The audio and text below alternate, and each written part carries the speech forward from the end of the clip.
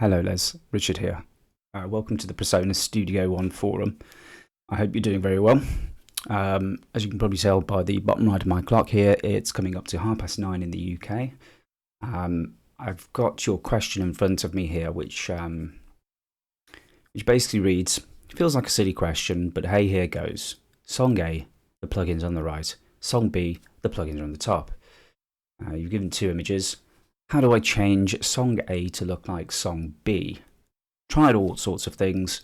Thanks. I'm going to show you it's very easy. We've got 3 tracks in front of me. Looking at this at the moment, we've got the tracks here. There's a little button next to the mixer that says expand, which enables us to see those inserts should we want to.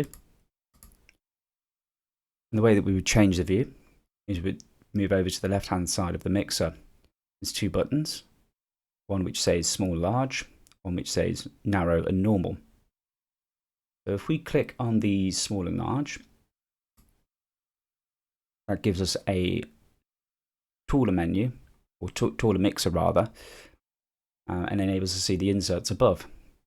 And we can expand and reduce this. If we click that again, everything is hidden from view, but we can render them to the right hand side of the mixer by clicking the expand. And again, we can move those things around as we feel is necessary. Now, if we click on this other button, narrow and normal, that will bring everything down. As I have this expanded at the moment, it's not going to do anything. But if I either click on the expand or a blank area, it will bring everything down to its narrow state.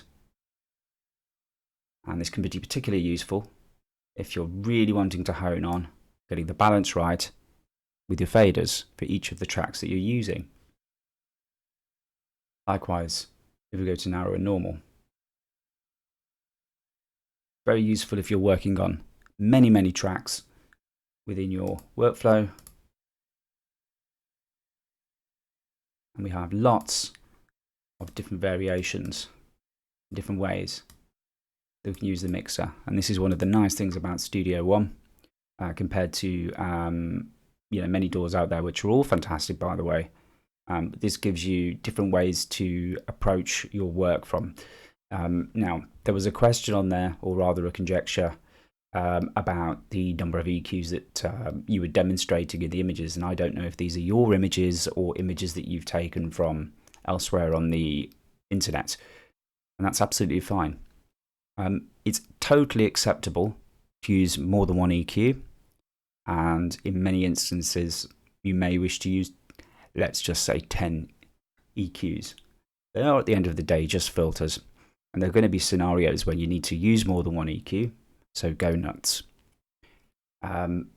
The reason why you may want to use more than one EQ is for different reasons. One reason would be that you're using 2 different types of EQ that introduce harmonic qualities to a particular track that you find suits the sound. It might be that you're using the EQs for completely different reasons as well. So you may have an EQ where you're using it to automate maybe a low or a high cut. And you want to keep this separate away from the main corrective EQ of the track.